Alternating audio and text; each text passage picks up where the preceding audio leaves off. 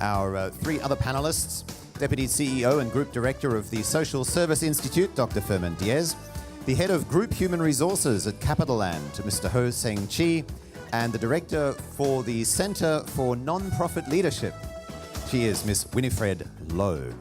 As they make their way on stage, I'd like to hear from you what your biggest challenges are when it comes to managing the most valuable resource, people.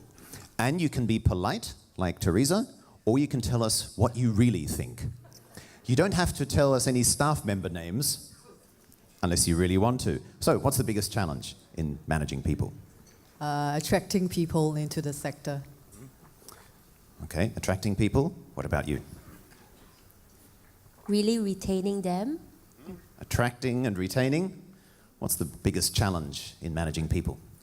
Actually, to retain them and also to maximize their potential. Additional views? To add on to motivate the employees that we have at hand. Good. And what are your thoughts? What's the most difficult? You mentioned motivation and retention. What about selection? Is selecting the right talent a big challenge for you? Yes? Well, that kicks us off for today, because clearly this is a very difficult subject. We need people, but they're fickle.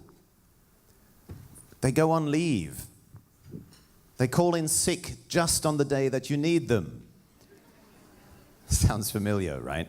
So how do we manage those? Theresa, firstly, why don't you continue from where you left off? How do you manage, not the textbook stuff, I suppose, you know, the things that we have in the checklist, but the little outliers that make all the difference between good and great? Mark has just given the definition of inertia, right? People who take leave, people who fall in sick all the time, absenteeism. Now, these are all attributes of people who are not motivated by the jobs. So in SATA, we have crafted HR metrics that help us to capture all this. Yeah, because without data, and I believe in an evidence-based approach, without the data, you would not know what the truth is. And without the truth, you cannot have the intervention. So we have operational HR metrics like absenteeism rate, turnover rate, a number of training days, training budget, effectiveness. So the whole works. We have a HR committee that meets every 3 months, and this is made up of board members as well as volunteers. The management attends the HR committee meeting. We review all this data, and we're very, very specific. We actually get down into employee names. And you think that, oh, how can board members be doing that? But wake up, board members in charities actually have to do operational work in order to get the truth. Yeah, so from there, we would address some fundamental issues. Well, management usually give excuse like they're not motivated, the pay is not enough, the usual, but we choose not to believe them. We actually do skip-level interviews. I myself do exit interviews at SATA. Even down to C-3, -4, because I think that's the best way to piece things together and know what is really happening at the workplace. In fact, exit interviews was a topic of conversation on Monday during the Corporate Governance Conference, where one of our panelists talked about the need to find out why people are leaving. And to be frank, sometimes when people leave, you're probably happy to see the back of them. But you owe it to yourself, and this was the point the panelists made, you owe it to yourself to find out what's wrong with, you know, in line with our theme, the culture. There's no point asking people who stay.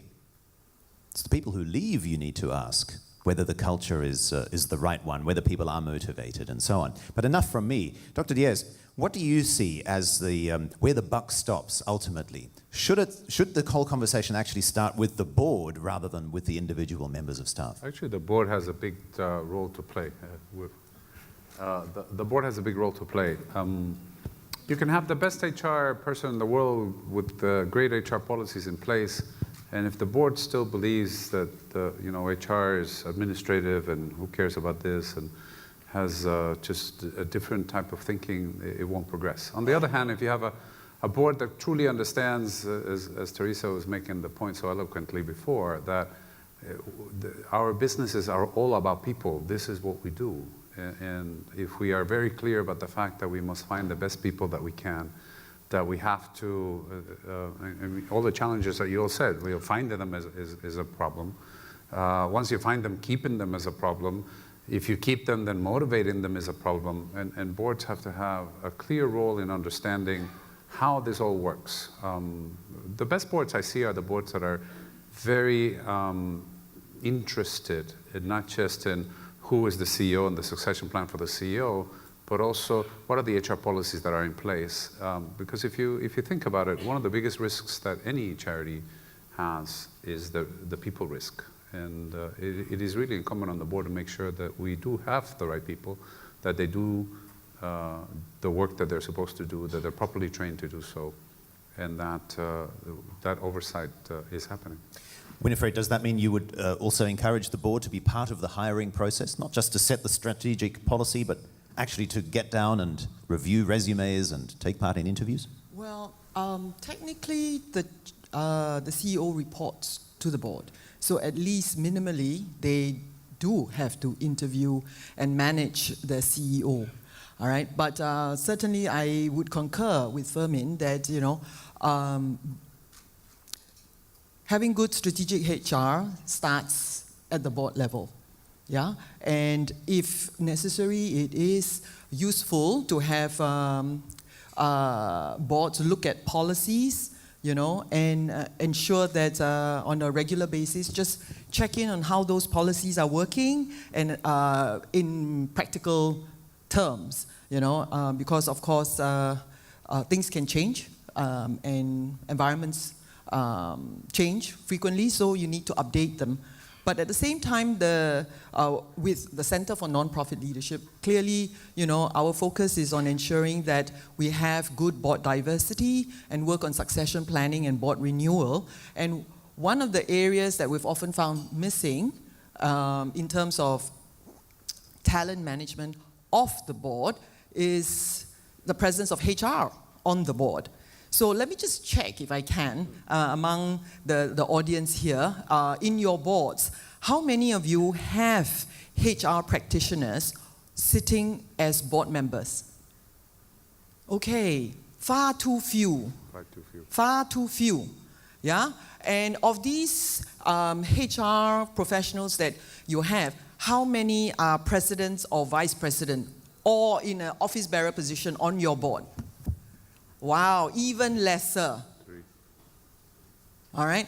So for me, it speaks to the lack of recognition of boards, of the importance of HR in managing the board first, role modeling that as a board before you can then cascade it down to staff. Can I continue the survey? How many of you think you have better things to do than to take care of HR? Because isn't that the problem? You know, we had one question earlier, and I will try to get through some of the questions that we didn't have time for in the early morning session. Here was one from Madam Go at the Girls' Brigade. Thank you for submitting this. At the time, actually, her question was about the audit committee, but it applies just as much to an HR committee, which you also just talked about, having an HR committee. How do you set this up? We face problems just forming one, just having enough members who we can then draw into such a committee. And if, as per your first survey, very few people have any HR professionals, how do you even go about setting up an HR committee? Go to CNPL, they have a board match program. Okay, yes. That's what I said on my last chart. There are many places you can go. Yeah, but at the same time, I also appeal to HR practitioners, and I'm actually this afternoon I'm presenting at the Civil Service College on the HR leadership program. All right, again. By the way, we can't attend that because No. we have to be here. Yes. Yes. Yeah, so precisely I'm trying to build partnerships with various HR organizations, members that have HR practitioners as members, to also see the value of raising their hand to volunteer on boards. So it's a supply and demand issue. Right. Well, let's talk to the supply sitting right next to you. Yes, Chee yes, right there. Seng yes, Chee, I already did recruit him. I won't ask you how many charities you are currently serving on unless you really want to tell us that it's 0. But Seng Chee, you're obviously in a very senior position. How many of your peers, or perhaps even yourself, are encouraged to sit on the boards of charities? Not many, I think. I think I agree with Winifred. There are very few HR professionals who have been channeled into this area of work. I think it starts with, the board has a very big role to play in HR. And back to Fermin's point, it's not that the whole board should be involved. It should have HR as one of the items that they focus on. And having a dedicated person who's from an HR background sitting on the board, working with the management and the staff on HR issues will be critical.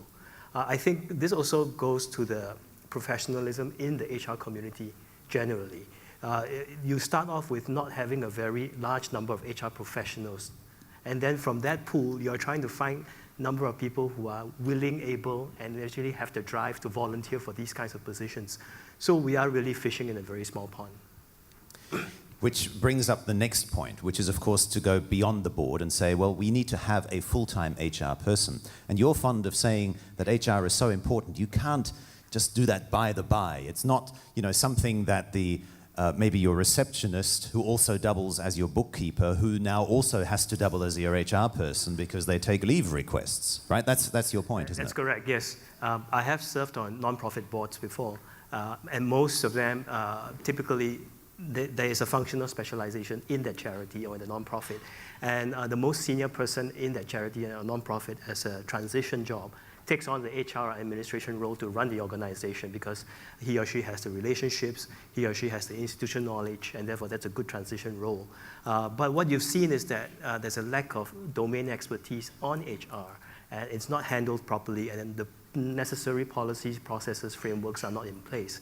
So you do need to have a recognition that this is an area that you truly, truly need to professionalize and have someone dedicated to look at it. If you have questions, please complete the slip, pass them to our staff, who will then bring them up to the front. If you want to ask your question by microphone, you're welcome to do that as well. So we know that we need to have HR leadership on the board. We know that we ought to have a professional HR person in the team. And now, Seng Chee, here is a very complicated question for you. How much to pay them? Because they don't work for free either, I assume. Yes, correct. I think the question of compensation, right? And I think Fermin is probably better placed to talk about compensation given his technical expertise. But you work in HR, you get paid for doing so. So can you give us some guidance?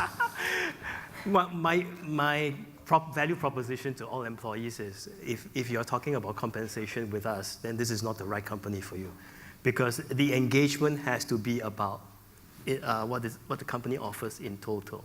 So I think if I look at the nonprofit sector, what you have going for you is passion, right? Because that's frequently the direct opposite of corporates. Companies, most people join, they don't come for passion, right? They come for a paycheck, they come for meaningful work, they come for the brand that the company offers. But what you have is passion.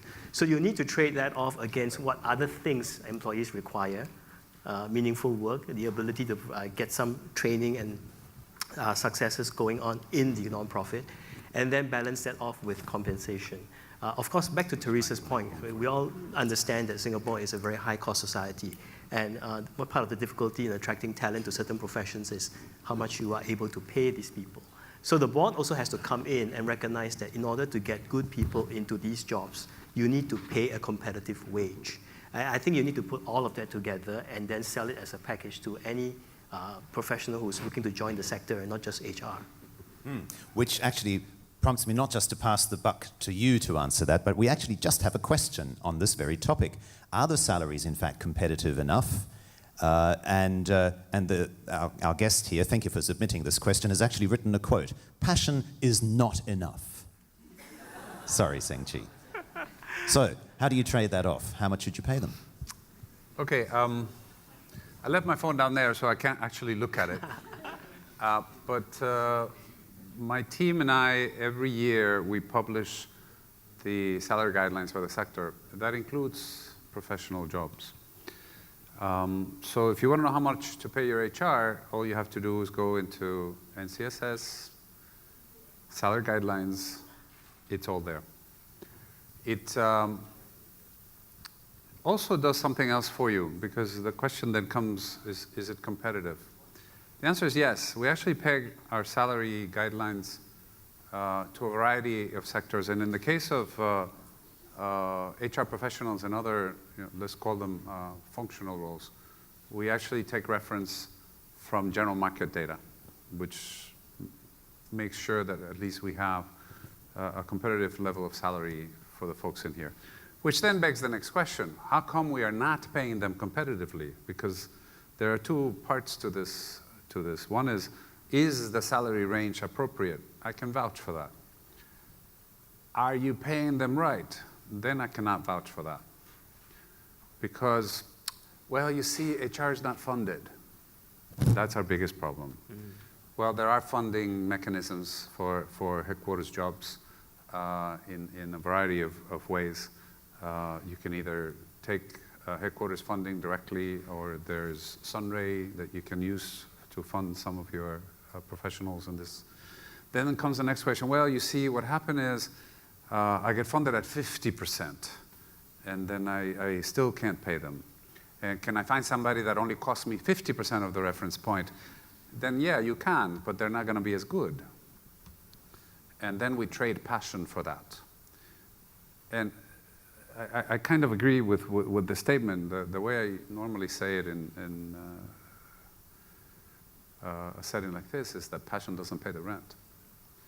And yes, we need people with passion. I get it. But I do also believe that passion, just like this person said, is not enough.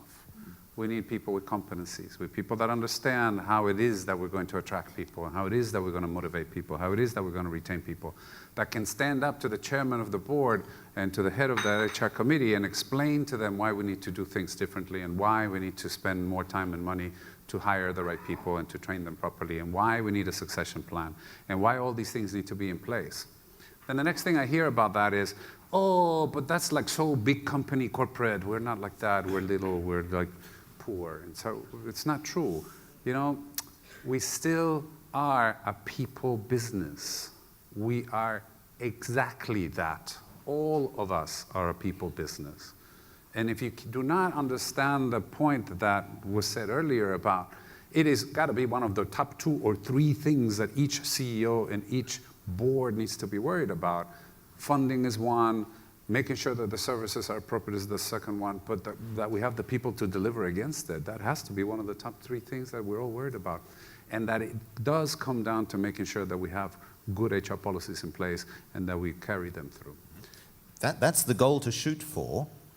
But in the meantime, while we are looking to the Centre for Nonprofit Leadership to find us board members who are willing to pay for the HR people, what's the stopgap? What can we do today? I'm still looking at you, because I have a question right here. For a smaller charity which doesn't have HR staff, what is the recommendation for having good HR and talent development? Is there a stopgap? Can we maybe have a part-time HR person? I know you want to jump in on that, Seng, Chee, but... The answer is yes. The answer is you can have a part-time HR staff. The answer is you can train whoever is your chief administrator to do HR better than they do. And the answer is also to start understanding the part about HR is just not an administrative function. HR is a strategic function in all of our charities. Yeah. If I may add, I think Fermin is right. HR is a very technical subject, right? But then you also have people who say anybody can do HR. Well, it's kind of right and it's kind of wrong, right? Anybody can learn to do HR. And as Theresa mentioned, there are tons of resources now available for the nonprofit sector in Singapore where you can go for expert help. So what you need is a recognition that this is something strategically important for the nonprofit and for the sector. Find someone who is willing and you trust this person who has the right credibility to do that job and to focus on that area. And the technical part, you can access it from other volunteers or from other institutions in the sector. Theresa, you want to jump in? I'd like to share what happened at SATA recently. I'm not a HR person, but I chair 3 HR boards, 1 for the ministry and 2 for the non-profit sector. So I get to see a lot of pay scale and all that. And I can assure you, Winifred, is paid lower than Fermin for doing the same job. Yeah. Is it because she's a woman? No, because many charities are actually below the pay scale for NCSS, and of course NCSS pay scale is below that of the public sector. So yes, I did have the same issue in SATA. I had a union relations person who was doubling up as the HR person. And then I came in and have all these ambitious plans to transform the whole organization. And the first person I looked to is that union relations person has to do a union relations job full-time. And then we went out to seek a HR manager. We put something on LinkedIn and we had 100 applicants. So there are not lack of people wanting to come into the sector. But after all the interviews, we only have 5 who were really interested, because of the salary, yeah? And of course, I took a move and an executive decision and said, let's increase the salary by 25%. And then we've got 3 applicants who are really interested. So it's a real issue here.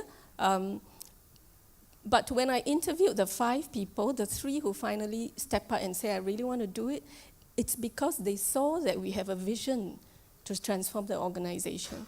They could see specifically what we're trying to do, and they got excited that they were actually going to be a change agent. Then they say, okay, we will consider maybe a lower salary than what we're asking for. So a lot, again, is whether they're going to come in and do something drastically different using skills that they have to benefit the sector. So that's part of it as well. And you can just bargain a bit of whatever was originally expected. Okay, but the only thing worse than cheap is free. Okay.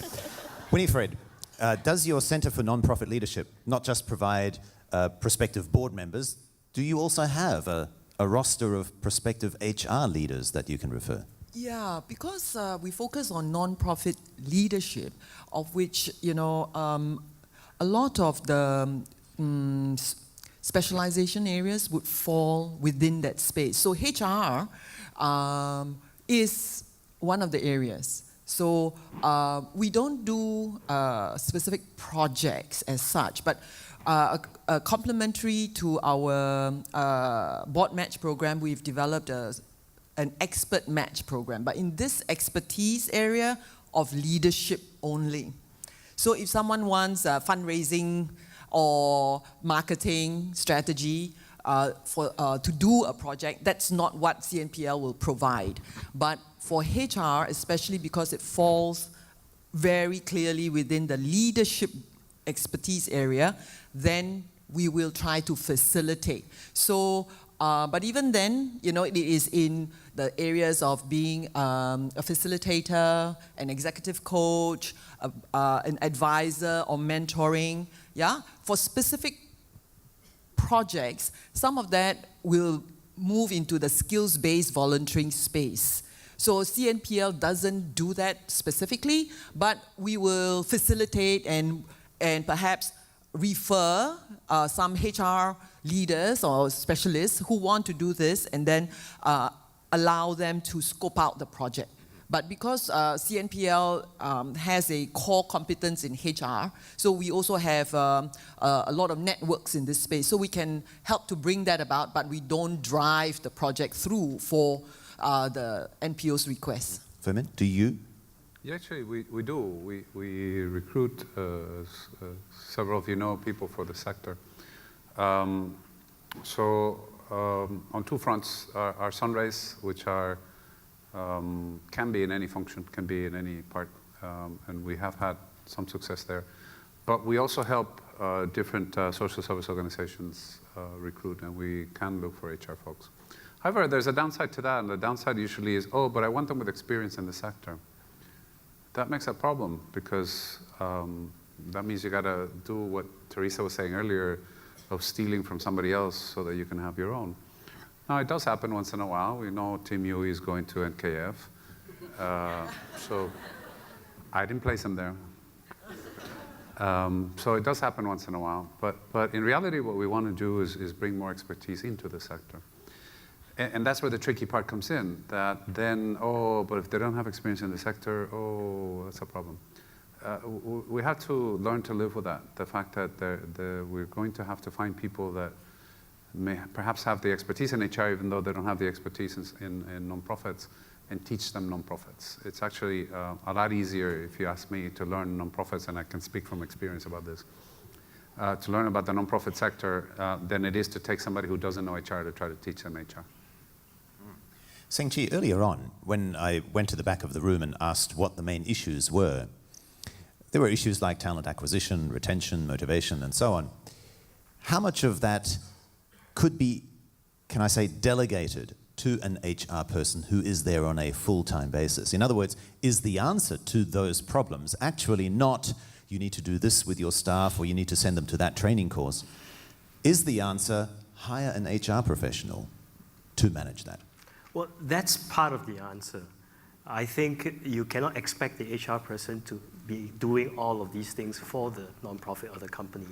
I think what the HR person can do is to provide the framework, the policies, and to identify what your training needs are in the staff to build up the competency. Because a large part of job dissatisfaction and attrition is actually caused by people who cannot perform at the level that they want to perform at. And a large part of that is caused by a lack of skills and competencies, or a failure to understand what is the objective that we're trying to achieve. So training and development has a large role to play in this. And what the HR person can do is to give the necessary tools to assess where your gaps are and to source for that training for that individual or for the staff. So I wouldn't say once you hire the HR person that the problem is solved. It certainly will not be. But it would help, but not all the way. Yes. Now, Theresa, you mentioned earlier on in one of your slides that that training aspect that Seng Chee talked about actually should only make up 10% of the talent development. And I guess here in Singapore, where we're all willing to pay through the nose for tutors for our children ahead of PSLE, that, you know, the place we run to when we have a problem with staff is, well, just let's pay somebody to put them through a one-day training course. But your contention is actually to do that in the least of cases. Mm-hmm. So tell us about stretch goals. How do you set them? How do you know it's a stretch? What happens when they fail, as they inevitably will? Well, I make a differentiation between training and learning and development. Yeah, so training to me is passive, transference of knowledge, something you can remember, you know, but learning and development is where you actually apply the knowledge. Yeah, and then from there you gain the real experience, which is why I think for training, the focus should be much less than the actual learning and development.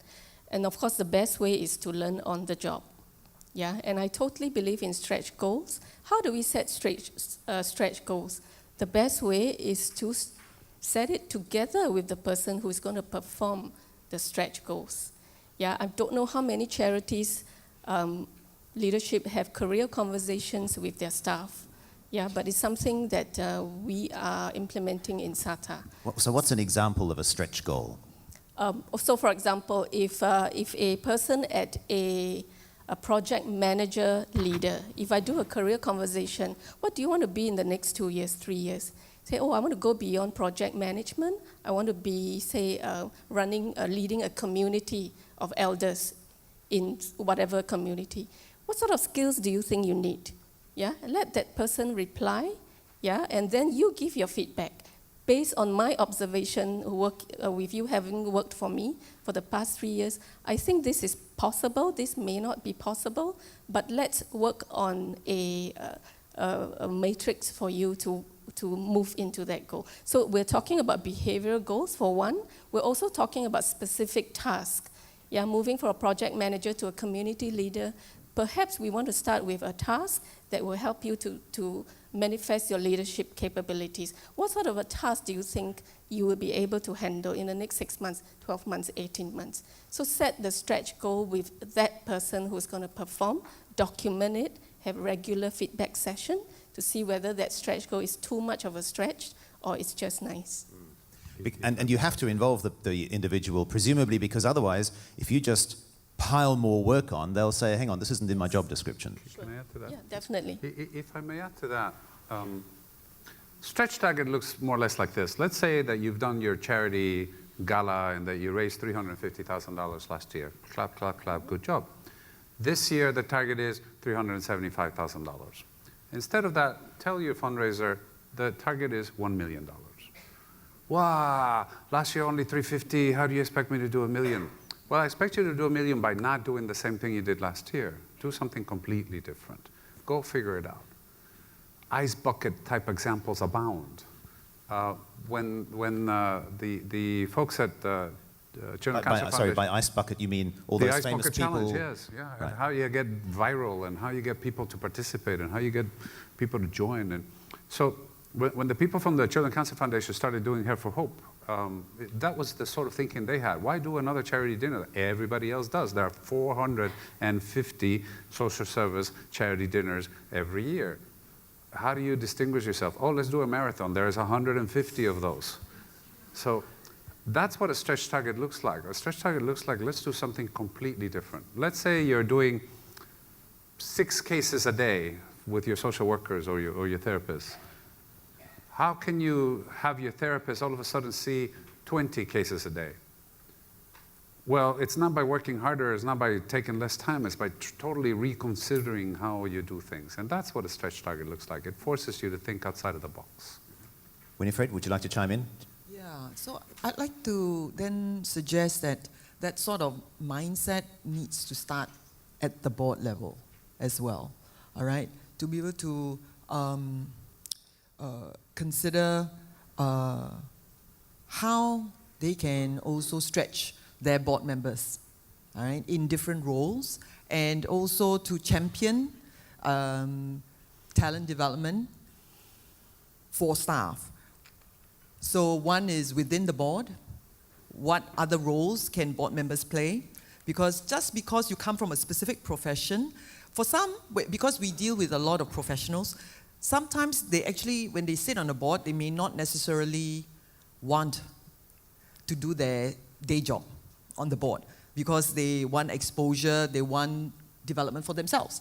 So you have to possibly consider, what might be useful for that new board member as part of his development, his or her professional development, why he wants to sit on the board. All right, and if you role model that at the board level, hopefully, that also cascades down to the ED or CEO and look at how they can design, development opportunities that stretch the C level. But at the same time, Mark, just being very sensitive to the landscape, there are not that many non-profits that have that scale that can consider this. And I'm sure many in the room know what I'm talking about. There are many that are in the basic or stage, or small, and they can't consider what good talent management is, either for their board because they can't get enough board members on in the first place, or to even consider that for their C or C-1. There could be just 2 levels of staff. Sure. That's it. But at least we've got the basic building blocks in place. Hire the right board that has an understanding or even expertise in HR, form an HR committee, hire an HR manager, and set stretch goals. Seng, Chee, should we set stretch goals for HR managers? Absolutely. What would that look like? For example, in selecting HR, you could think of, just to select the HR person, you could think of saying, look for someone who is a specialist in digital marketing, no HR background. What would this person bring? It would bring a new way of engaging with the community and the staff.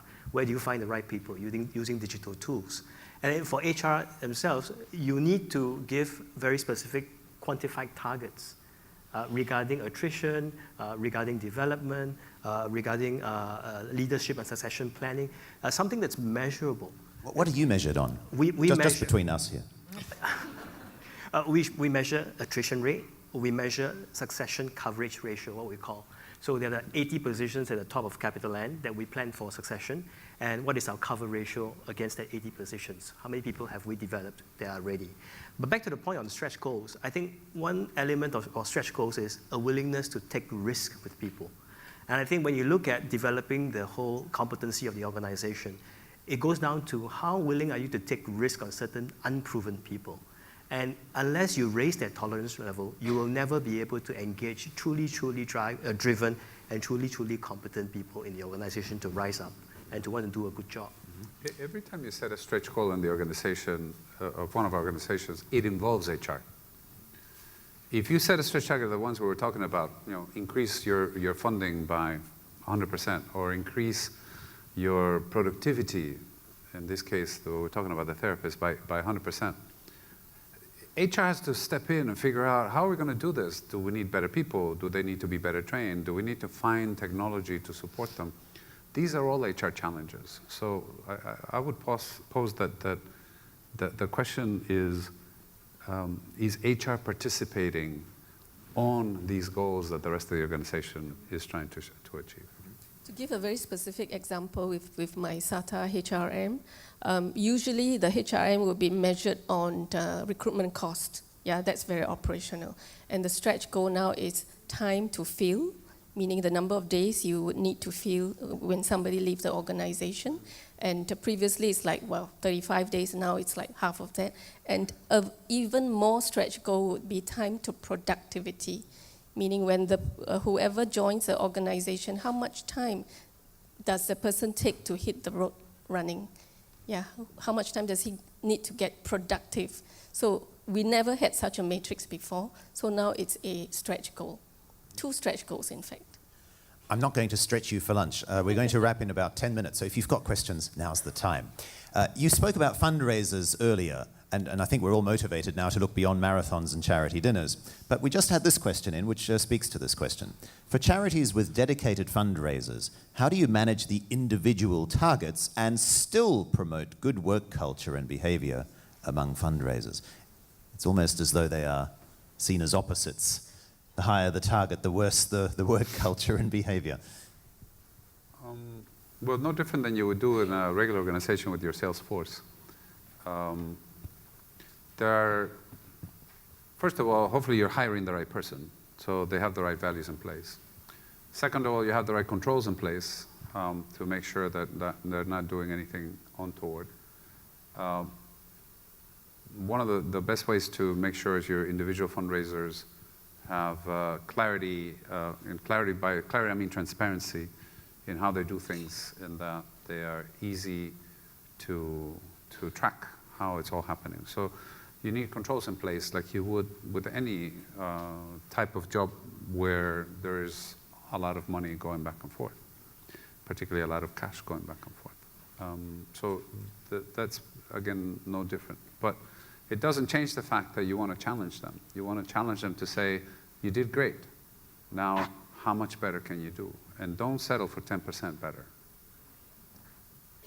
Theresa, here's a question for you. What do you do for staff, or with staff, who are in the inertia phase, especially when your organization has quite a number of them? They didn't say which organization this was. Well, firstly, we have to convince them that we are raising the level of leadership care for the people, and that's exactly what's going on. And of course, it starts with the CEO, right? So peer reviews, we've got feedback about what the CEO is good at, what the CEO is not great at, and we've also got peer review coming in for the C-1. Yeah, and the fact that they have a chance to do a peer review of their peer, it's already telling them change is happening. And after the peer review, the town hall, I get involved in the town hall. I also get my board members to attend the town hall, yeah, so that the peer reviews can be shared with transparency, and also the boards and the CEO together will announce that these are the actions we're going to take place. And really, the first peer review, I had to address 20 items, yeah, but we did within 3 months address all of it, and the board member together with the CEO actually wrote an email to all the staff to say that this has all been addressed. We have an open forum if there's anything else. So it's basically identifying what change is needed and really, really be sincere about the change. Well, the management team of SATA actually, by their own accord, they apologize for some of the behaviors that indicated the misbehavior. So that was very, very touching, for me personally. Yeah. Now, of course, the other option is to just sack them. So, I mean, is that a good strategy, to just not renew their contracts? It's a lot harder for us because we are unionized. So that's a topic for another day. Yeah, but I always believe in the power of conversations, authenticity, and people resist for a reason. We have to find out why they're resisting, and there are many reasons why people resist, but we have to be sincere enough to find out what are those triggers, and if we continue to have conversations around those areas, absolutely things can change. But having said that, if there wasn't a union, we would have taken tougher measures. Well, you already said that you're making the union guy work a full-time job. Get him to crack the whip on his members. Thank you for that tip. I'm sure you knew that already. Final call for questions. And in the meantime, I do have a request here from Mrs. Ng sitting at the back. You passed this to me earlier. Thank you for that. But I think looking at the number of people who took out their cameras and took pictures of your slides, I think this is a question not just Mrs. Ng will have. And that is, are the slides available? Yes, they are. And that is that after the conference in the coming weeks, the folks from SIAS, who have your email addresses, but hopefully not much more for PDPA reasons, will email you a link to the slides as well as the video presentation. So you don't have to take photos of all the slides today. As we wrap up, can I just get some concluding comments? Seng, Chee, maybe a call to action or a key reason or key factor to bear in mind? Well, I think, as with companies, right? I think nonprofits should think about HR as a separate competency they need to build, and that would involve getting the board on board, getting professionals who are HR specialists on the board, dedicated staff to handle HR, and then designing the policies and frameworks to let this run. So successful organizations who do this very well always have a framework, always have a rhythm. And it means getting all of this onto your schedule to make it a very disciplined process, to come back again and again to all the HR issues.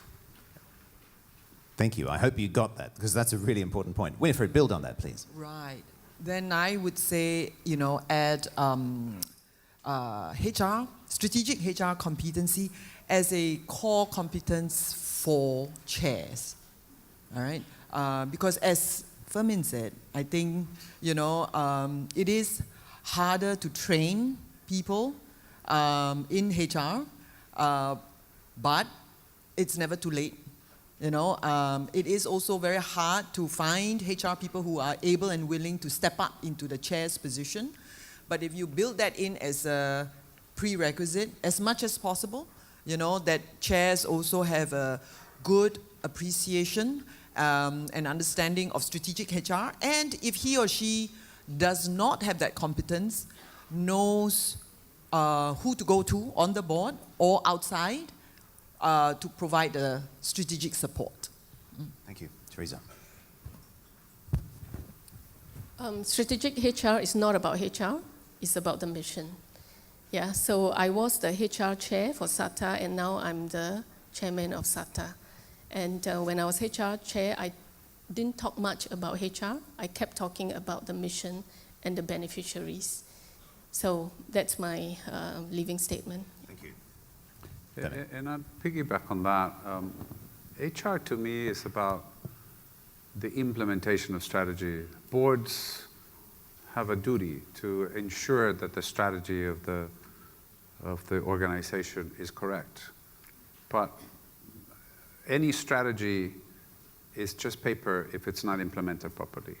And the entire implementation of strategy, all of it, in our sector, resides on making sure that we have the right people to make it happen. So HR, to me, is about the implementation of strategy through people. Thank you very much, and please give a warm hand to our guests on the panel, Dr. Fermin Diez, Theresa Goh, Winifred Loh, and Ho Seng Chee.